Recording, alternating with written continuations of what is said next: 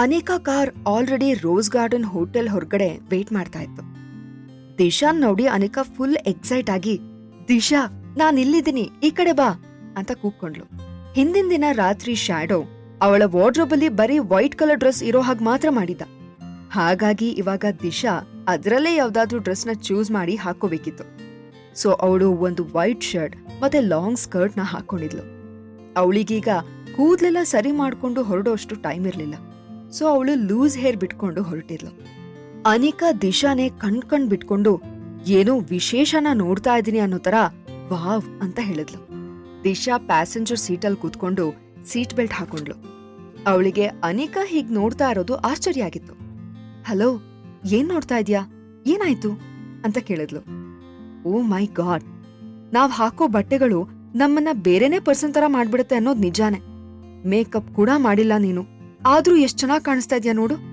ಶಿಟ್, ನಾನಂತೂ ಇನ್ ಮುಂದೆ ನಿನ್ ಜೊತೆ ಒಂದ್ ಫೋಟೋನು ತೆಕ್ಕೊಳಲ್ಲ. ನಿನ್ ಜೊತೆ ಫೋಟೋಗ್ ನಾನ್ ನಿಂತ್ರೆ ಕೆಟ್ಟದಾಗ ಕಾಣಿಸ್ತೀನಷ್ಟೇ ಅಂತ ಅನಿಕಾ ಹೇಳಿದ್ಲು. ದಿಶಾಗೆ ಅವಳ ಮಾತ್ ಕೇಳಿ ನಗು ಬಂತು. ನಿನಗೆ ಇದು ಓವರ್ ಆಯ್ತು ಅಂತ ಅನ್ನಿಸ್ತಾ ಇಲ್ವಾ ಅಂತ ಕೇಳಿದ್ಲು. ಅಲ್ಲ, ಮೊದ್ಲೆಲ್ಲ ನೀನು ನಾರ್ಮಲ್ ಬಟ್ಟೆಗಳನ್ನೇ ಹಾಕೋತಾ ಇದ್ದೆ, ಆದ್ರೂ ನೀನ್ ಯಾಕೆ ಚೆನ್ನಾಗ್ ಕಾಣ್ತಿದ್ದೆ ಅಂದ್ರೆ ನೀನೊಬ್ಳು ರಿಯಲ್ ಬ್ಯೂಟಿ ಕಣೆ. ಅವಾಗ ಹಾಕೋತಾ ಇದ್ದಿದ್ ಬಟ್ಟೆಗಳು ನಿಮ್ಮತ್ತೆ ಶ್ಯಾಮಲದ ಹಳೆ ಬಟ್ಟೆಗಳು ತಾನೆ. ಆದ್ರೂ ಜಸ್ಟ್ ಒಂದು ಬಟ್ಟೆ ಚೇಂಜ್ ಮಾಡೋದು ಒಬ್ಬ ವ್ಯಕ್ತಿನೇ ಬದಲಾಯಿಸುತ್ತೆ ಅಂತ ನನಗ್ ಐಡಿಯಾನೇ ಇರ್ಲಿಲ್ಲ ಅಂತ ಅನಿಕಾ ಹೇಳಿದ್ಲು. ಅವಳ ಮಾತ್ ಕೇಳಿ ದಿಶಾ ಸುಮ್ನೆ ಸ್ಮೈಲ್ ಮಾಡಿದ್ಲು. ಅವಳು ಬೇರೇನೂ ಮಾತಾಡ್ಲಿಲ್ಲ. ಮೊದ್ಲೆಲ್ಲ ದಿಶಾಗೆ ಹೊಸ ಬಟ್ಟೆಗಳನ್ನ ತಗೊಳ್ಳೋ ಚಾನ್ಸೇ ಸಿಗ್ತಿರ್ಲಿಲ್ಲ. ಯಾಕಂದ್ರೆ ಅವಳತ್ತೆ ದುಡ್ಡಿನ ವಿಷಯದಲ್ಲಿ ತುಂಬಾನೇ ಸ್ಟ್ರಿಕ್ಟ್ ಆಗಿದ್ಲು. ಅವಳಿಗೆ ಪ್ರತಿಯೊಂದಕ್ಕೂ ಲೆಕ್ಕ ಹಾಕಿ ದುಡ್ಡು ಕೊಡ್ತಾ ಇದ್ಲು. ದಿಶಾ ಹತ್ರ ಹೊಸ ಬಟ್ಟೆ ತಗೊಳೋಕೆ ಅಂತ ಎಕ್ಸ್ಟ್ರಾ ದುಡ್ಡು ಇರ್ತಾ ಇರ್ಲಿಲ್ಲ. ಒಂದ್ ವೇಳೆ ದುಡ್ಡಿದ್ರು ಅದನ್ನ ಡ್ರೆಸ್ಸಿಗೆ ಖರ್ಚು ಮಾಡೋಕೆ ಅವಳಿಗೆ ಮನ್ಸಿರ್ಲಿಲ್ಲ. ಹಾಗ್ ನೋಡಿದ್ರೆ ಅವಳು ಹಾಕೋತಾ ಇದ್ದ ಅದೆಷ್ಟೋ ಬಟ್ಟೆಗಳು ಅವಳ ಅತ್ತೆ ಯೂಸ್ ಮಾಡಿ ಬೋರ್ ಆದ್ಮೇಲೆ ಅವಳಿಗೆ ಕೊಡ್ತಾ ಇದ್ದಿದ್ದ ಹಳೇ ಬಟ್ಟೆಗಳಾಗಿದ್ವು. ಹೀಗಿರುವಾಗ ಆ ತರದ್ ಬಟ್ಟೆಗಳಲ್ಲೂ ದಿಶಾ ಚೆನ್ನಾಗ್ ಕಾಣ್ತಾ ಇದ್ಲು ಅಂದ್ರೆ ಅದು ವಿಚಿತ್ರನೇ ಆಗಿತ್ತು. ಆದ್ರೆ ಈಗ ಅನಿಕಾಗ್ ನಿಜವಾಗ್ಲೂ ದಿಶಾ ಬಗ್ಗೆ ತುಂಬಾ ಖುಷಿ ಅನ್ನಿಸ್ತಾ ಇತ್ತು. ನೀನಾ ದರಿದ್ರದ್ ಅವಿನಾಶ್ ಬಿಟ್ಟು ಬಂದ್ಮೇಲೆ ನಿನ್ ಲುಕ್ಕು ಎರಡೂ ಚೇಂಜ್ ಆಗಿದೆ ನೋಡು. ದಿಶಾ, ನೀನಾ ಮನುಷ್ಯನ ತುಂಬಾ ಹಿಂದೆನೆ ಬಿಡ್ಬೇಕಾಗಿತ್ಲೆ ಅಂತ ಸಮಾಧಾನದಲ್ಲಿ ಹೇಳಿದ್ಲು. ಅದಕ್ಕೆ ದಿಶಾ ನಗ್ತಾ, ಈಗ್ಲೂ ಏನ್ ತುಂಬಾ ಲೇಟ್ ಆಗಿಲ್ಲ ಬಿಡು. ನಾನ್ 2 ದಿನದ ಹಿಂದೆ ಡಿವೋರ್ಸ್ ಪೇಪರ್ಸ್ಗೆ ಸೈನ್ ಮಾಡಿದೀನಿ. ಈಗ ನಾನು ಕೋರ್ಟಿಂದ ಕೊಡೋ ಡಿವೋರ್ಸ್ ಸರ್ಟಿಫಿಕೇಟ್ಗೆ ವೇಟ್ ಮಾಡ್ತಾ ಇದ್ದೀನಿ ಅಷ್ಟೇ ಅಂತ ಅಂದ್ಲು. ಅನಿಕಾ ಸಪ್ಪೆ ವಾಯ್ಸಲ್ಲಿ, ಅದು ಒಳ್ಳೇದಾಯ್ತು ಬಿಡು ಅಂತ ಅಂದ್ಲು. ಮತ್ತೆ ಮಾತು ಮುಂದುವರ್ಸಿ, ಹೇ, ಅಂದ್ಹಾಗೆ ನಿನ್ನೆ ನಾನ್ ನಮ್ಮಪ್ಪನ ಹತ್ರ ನಿನ್ ಬಗ್ಗೆ ಮಾತಾಡ್ದೆ. ಅವರು ಇನ್ನೊಂದ್ 2 ದಿನದಲ್ಲಿ ಒಬ್ರು ಮೇಕಪ್ ಆರ್ಟಿಸ್ಟ್ಗೆ ಕೆಲ್ಸ ಇದೆ ಅಂತ ಹೇಳ್ತಾ ಇದ್ರು. ಅಂಡ್ ಸ್ಯಾಲ್ರಿನೂ ಏನ್ ಕಡಿಮೆ ಇಲ್ಲ. ನಿಂಗೇನಾದ್ರೂ ಇಂಟ್ರೆಸ್ಟ್ ಇದೆಯಾ ಅಂತ ಕೇಳಿದ್ಲು. ಅವಳಿ ಮಾತನ್ ಕೇಳ್ತಾ ಇದ್ದ ಹಾಗೆ ದಿಶಾ ಫುಲ್ ಕ್ಯೂರಿಯಸ್ ಆಗಿ, ಫುಲ್ ಡೀಟೇಲ್ಸ್ ಹೇಳು, ಯಾವ ತರದ್ ಮೇಕಪ್, ಏನ್ ಕತೆ ಅಂತ ಕೇಳಿದ್ಲು. ಇನ್ನೊಂದ್ 2 ದಿನದಲ್ಲಿ ಒಂದು ಕಾರ್ ಎಕ್ಸಿಬಿಷನ್ದು ಇನಾಗ್ರೇಷನ್ ಇದೆಯಂತೆ. ಅದಕ್ಕೆ ಸುಮಾರು ಜನ ಮಾಡೆಲ್ಸ್ ಎಲ್ಲ ಬರ್ತಾರಂತೆ. ನೀನ್ ಅವರಿಗೆ ಮೇಕಪ್ ಮತ್ತೆ ಹೇರ್ ಸ್ಟೈಲ್ ಎಲ್ಲ ಮಾಡ್ಬೇಕು. ದಿನಕ್ಕೆ 10,000 ಏನೋ ಪೇ ಮಾಡ್ತಾರಂತೆ. ಅದ್ ನಿನಗೆ ತುಂಬಾ ಕಡಿಮೆ ಆಯ್ತು ಅಂತ ಅನ್ಸುತ್ತಾ ಅಂತ ಅನಿಕಾ ಕೇಳಿದ್ಲು. ಒಂದು ದಿನಕ್ಕೆ 10,000 ಏನಾದ್ರೂ ಸಿಕ್ರೆ ಚಿಕ್ಕಪ್ಪನ ಹಾಸ್ಪಿಟಲ್ ಬಿಲ್ ಕಟ್ಟೋಕೆ ಈಸಿ ಆಗತ್ತೆ ಅಂತ ದಿಶಾ ಯೋಚನೆ ಮಾಡ್ತಾ ಇದ್ಲು. ಹಾಗಿರುವಾಗ ಅದು ಕಡಿಮೆ ಹಣ ಆಗೋಕೆ ಹೇಗ್ ಸಾಧ್ಯ? ದಿಶಾಗೆ ಖುಷಿ ತಡೆಯೋಕೆ ಆಗ್ಲಿಲ್ಲ. ಅಷ್ಟೊಂದು ದೊಡ್ಡ ಅಮೌಂಟ್ನ ಕಡಿಮೆ ಆಯ್ತಾ ಅಂತ ಕೇಳ್ತಾ ಇದ್ದಾಳಲ್ಲ ಇವಳು ಅಂತ ಅನ್ಕೊಂಡ್ಲು. ಆಕ್ಚುಲಿ ಅದು ತುಂಬಾ ದೊಡ್ಡ ಅಮೌಂಟ್ ಅನಿಕಾ.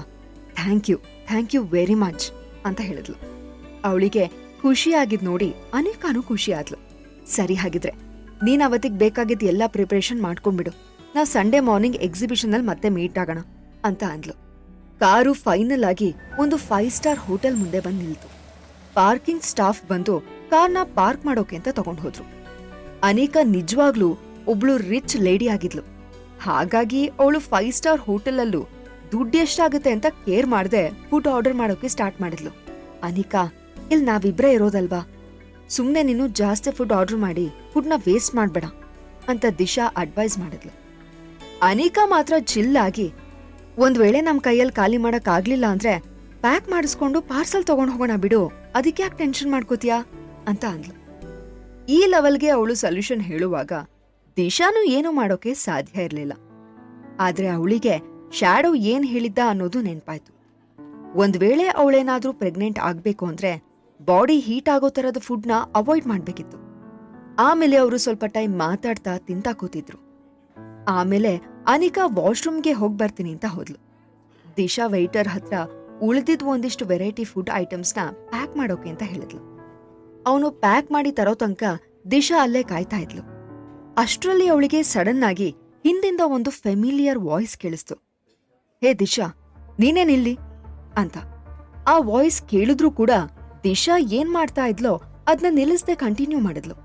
ಈ ರೆಸ್ಟೋರೆಂಟ್ ನಿಮ್ ಫ್ಯಾಮಿಲಿ ನಡೆಸ್ತಾ ಇಲ್ಲ ತಾನೆ, ಸೊ ನಾನ್ ಬಂದ್ರೆ ಏನೂ ಪ್ರಾಬ್ಲಮ್ ಆಗಲ್ಲ ಅಂತ ಅಂದ್ಲು. ಅವಳು ಈ ರೀತಿ ಮಾತಾಡಿದ್ದನ್ನ ಕೇಳಿ ಅವಿನಾಶ್ಗೆ ಇರಿಟೇಟ್ ಆಯ್ತು. ಆದ್ರೂ ಅವನು ಅವಳ ಮಾತಿಗೆ ಏನೂ ಎದುರುತ್ತರ ಕೊಡದೆ ಸುಮ್ನಾದ. ಅವನಿವಾಗ ದಿಶಾನೇ ಕಣ್ಬಿಟ್ಕೊಂಡ್ ನೋಡ್ತಾ ಇದ್ದ. ಅವಳು ಸ್ಲಿಮ್ ಆಗಿ ಪರ್ಫೆಕ್ಟ್ ಆಗಿ ಕಾಣ್ತಾ ಇದ್ಲು. ಅವಳ ಸ್ಕಿನ್ ಕೂಡ ಬೆಳ್ಳಿಗೆ ಅಟ್ರಾಕ್ಟಿವ್ ಆಗಿ ಕಾಣ್ತಾ ಇತ್ತು. ಅವಿನಾಶ್ ಒಂದ್ಸಲ ಸೈಲೆಂಟ್ ಆಗಿ ಉಗುಳ್ ನುಂಗ್ಕೊಂಡ. ಅವಾಗ ಅವನಿಗೆ ಅನಿಸ್ತು, ದಿಶಾ ಇಷ್ಟೊಂದು ಚೆನ್ನಾಗಿ ಮುಂಚೆ ಯಾಕೆ ನನಗೆ ಕಾಣಿಸ್ಲಿಲ್ಲ ಅಂತ. ಅವನ್ ಮೈಂಡಲ್ಲಿ ದಿಶಾ ಒಬ್ಳು ಯಾವತ್ತೂ ಮೇಕಪ್ ಮಾಡ್ದೆ ಡಲ್ ಆಗಿ ಕಾಣೋ ಬರೀ ಹಳೆ ಬಟ್ಟೆಗಳನ್ನ ಹಾಕೊಳ್ಳೋ ಬೋರಿಂಗ್ ಲೇಡಿ ಆಗಿದ್ಲು. ಆದ್ರೆ ಅವಳಿಗೆ ಕಂಪೇರ್ ಮಾಡಿದ್ರೆ ಲಾಸ್ಯ ಯಾವಾಗ್ಲೂ ಲಕ್ಸುರಿ ಬ್ರ್ಯಾಂಡ್ಗಳ ಮೇಕಪ್ ಹಾಕೋತಾ ಇದ್ಲು. ತುಂಬಾ ಪಾಶ್ ಆಗಿರೋ ಡ್ರೆಸ್ಗಳನ್ನ ಹಾಕೊಂಡು ಕಣ್ ಸೆಳೆಯೋ ತರ ಕಾಣ್ತಾ ಇದ್ಲು. ಅವಳನ್ನ ನೋಡ್ತಾ ಇದ್ರೆ ಅವಿನಾಶ್ ಫುಲ್ ಬಿದ್ದೋಗ್ತಾ ಇದ್ದ. ಆದ್ರೆ ಹಿಂದಿನ ದಿನ ರಾತ್ರಿ ಪಾರ್ಟಿಲಿ ಲಾಸ್ಯನ್ ರಿಯಾಲಿಟಿ ಏನು ಅಂತ ಗೊತ್ತಾಗಿ ಸ್ವಲ್ಪ ಅಸಮಾಧಾನ ಆಗಿತ್ತು. ದಿಶಾಗೆ ಈಗ ನಿಜಕ್ಕೂ ಭಯ ಆಗೋಕೆ ಶುರುವಾಗಿತ್ತು. ಅವಳು ಜೋರಾಗಿ ಕೂಗ್ತಾ, ಹೇಯ್, ನಾನ್ ಇವ್ನ್ ಹೆಂಡ್ತಿ ಅಲ್ಲ, ನನಗೂ ಇವನಿಗೂ ಯಾವ ಸಂಬಂಧನೂ ಇಲ್ಲ, ಪ್ಲೀಸ್ ಹೆಲ್ಪ್ ಮೀ, ಯಾರಾದ್ರೂ ಪ್ಲೀಸ್ ಪೊಲೀಸಿಗೆ ಕಾಲ್ ಮಾಡಿ ನನ್ ಸೇವ್ ಮಾಡಿ ಅಂತ ಅಂದ್ಲು. ಅವಿನಾಶ್ ಕೋಪದಲ್ಲಿ ದಿಶಾ ಅಂತ ಜೋರಾಗಿ ಕಿರ್ಚ್ದ. ನನ್ ತಾಳ್ಮೆ ಪರೀಕ್ಷೆ ಮಾಡ್ತಿದ್ಯಾ ನೀನು? ನಿನ್ ಬಗ್ಗೆ ನನ್ನ ಆಟಿಟ್ಯೂಡ್ನ ಚೇಂಜ್ ಮಾಡ್ಕೋತೀನಿ ಅಂದ್ ಮಾತ್ರಕ್ಕೆ ನೀನ್ ಏನ್ ಬೇಕಾದ್ರೂ ಮಾಡ್ಕೋಬಹುದು ಅಂತ ಅನ್ಕೋಬೇಡ ಅಂತ ಅಂದ. ದಿಶಾನೂ ಅಷ್ಟೇ ಸೀರಿಯಸ್ ಆಗಿ, ನಾನು ನಿನ್ ಬಗ್ಗೆ ಕೇರ್ ಮಾಡಲ್ಲ, ನಂಗೆ ನೀನ್ ಬೇಕಾಗೂ ಇಲ್ಲ, ಇವಾಗ ನೀನ್ ನನ್ನ ಸುಮ್ನೆ ಬಿಟ್ಬಿಡು ಅಷ್ಟೇ ಅಂತ ಅಂದ್ಲು. ಅಲ್ಲಿದ್ದ ಸ್ಟಾಫ್ಸ್ ಎಲ್ರೂ ಏನ್ ಮಾಡ್ಬೇಕು ಅಂತಾನೆ ಗೊತ್ತಾಗ್ದೆ ಒಬ್ರು ಮುಖ ಒಬ್ರು ನೋಡ್ತಾ ನಿಂತಿದ್ರು. ಆದ್ರೆ ಪುಣ್ಯಕ್ಕೆ ಅಷ್ಟ್ರಲ್ಲಿ ಮೇಕಪ್ ಸರಿ ಮಾಡ್ಕೊಳಕ್ಕೆ ಅಂತ ಹೋಗಿದ್ದ ಲಾಸ್ಯ ಅಲ್ಲಿಗೆ ವಾಪಸ್ ಬಂದ್ಲು. ಅವಳು ದೂರದಿಂದಲೇ ಅವಿನಾಶ್ ನೀನು ಅಂತ ಅಂದ್ಲು. ಅವಳಿಗೆ ಅವಿನಾಶ್ ಅಲ್ಲಿ ಬೇರೆ ಯಾವುದೋ ಹುಡುಗಿ ಜೊತೆ ಇರೋದನ್ನ ನೋಡಿ ಶಾಕ್ ಆಗಿತ್ತು. ಅವಳು ತಕ್ಷಣ ಆ ಹುಡುಗಿಗೆ ಬೈಬೇಕು ಅಂತ ಅನ್ಕೊಂಡು ಅಲ್ಲಿಗೆ ಓಡ್ ಬಂದ್ಲು. ಹತ್ರ ಬಂದ್ಮೇಲೆ ಲಾಸ್ಯಾಗೆ ಆ ಹುಡುಗಿ ಯಾರು ಅಂತ ಕಾಣಿಸ್ತು. ಅವಳು ಶಾಕ್ ಆಗಿ ಕಣ್ಣನ್ನ ದೊಡ್ಡದಾಗಿ ಬಿಟ್ಕೊಂಡು ಅಕ್ಕ ಅಂತ ಅಂದ್ಲು. ಅವಿನಾಶ್ ಇನ್ನೂ ಗಟ್ಟಿಯಾಗಿ ದಿಶಾ ಕೈನ ಹಿಡ್ಕೊಂಡಿದ್ದ. ಇದೆಲ್ಲ ನೋಡಿ ದಿಶಾ ಹಲ್ ಕಡಿತಾ, ಅವಿನಾಶ್, ನಿನ್ ಹೆಂಡತಿ ಆಗೋಳ್ ಬಂದಿದ್ದಾಳ್ ತಾನೆ, ನೀನ್ ಯಾಕಿನ್ನೂ ನನಗ್ ತೊಂದ್ರೆ ಕೊಡ್ತಾ ಇದ್ಯಾ, ಬಿಡು ನನ್ನ ಅಂತ ಅಂದ್ಲು. ಅವಿನಾಶ್ ಅವಳನ್ನ ಬಿಡೋಕೆ ರೆಡಿ ಇರ್ಲಿಲ್ಲ. ಆದ್ರೆ ಅವನ್ ಮುಂದೆ ಈಗ ಬೇರೆ ಯಾವ ಆಪ್ಷನ್ನೂ ಇರ್ಲಿಲ್ಲ. ಸೊ ಕೊನೆಗೂ ಅವನು ಹಿಡ್ಕೊಂಡಿದ್ದ ದಿಶಾನ ಬಿಟ್ಟ.